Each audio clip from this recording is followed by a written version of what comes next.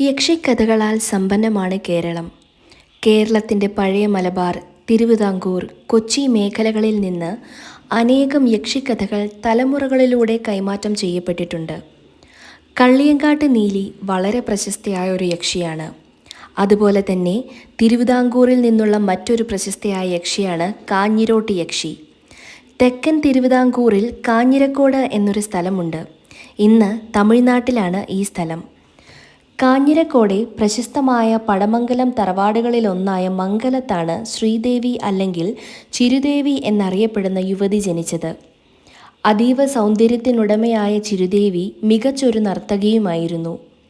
അനേകം പുരുഷന്മാർ ചിരുദേവിയെ മോഹിച്ചു. ചിരുദേവിക്ക് ഒരു സഹോദരനുണ്ടായിരുന്നു. ഗോവിന്ദൻ എന്നായിരുന്നു അദ്ദേഹത്തിൻ്റെ പേര്. കുടുംബത്തിലെ പല്ലക്കുകാരനായ കുഞ്ഞിരാമനുമായി ഗോവിന്ദൻ വലിയ കൂട്ടായിരുന്നു. ഇതിനിടെ ചിരുദേവി കുഞ്ഞിരാമനിൽ അനുരക്തയായി. എങ്ങനെയും അയാളെ സ്വന്തമാക്കണമെന്ന് ചിരുദേവി ആഗ്രഹിച്ചു. എന്നാൽ കുഞ്ഞിരാമൻ വിവാഹിതനും ഭാര്യയോട് വലിയ സ്നേഹമുള്ളയാളുമായിരുന്നു. അയാൾ ചിരുദേവിയുടെ പ്രണയം അവഗണിച്ചു. ഇതിൽ കോപം പൂണ്ട ചിരുദേവി കുഞ്ഞിരാമൻ്റെ ഭാര്യയെ കൊലപ്പെടുത്താനായി കൊലപാതകികളെ നിയോഗിച്ചു. ഗോവിന്ദൻ ഇക്കാര്യം അറിയുകയും കുഞ്ഞിരാമനെ വിവരം അറിയിക്കുകയും ചെയ്തു.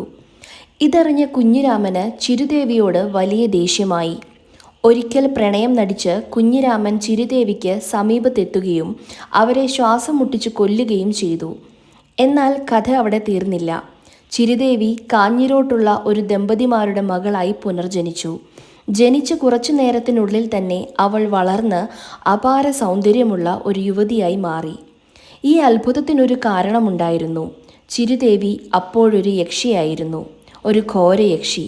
പുരുഷന്മാരെ വശീകരിക്കുകയും അവരുടെ ചോര കുടിക്കുകയുമായിരുന്നു അവളുടെ പ്രധാന വിനോദം.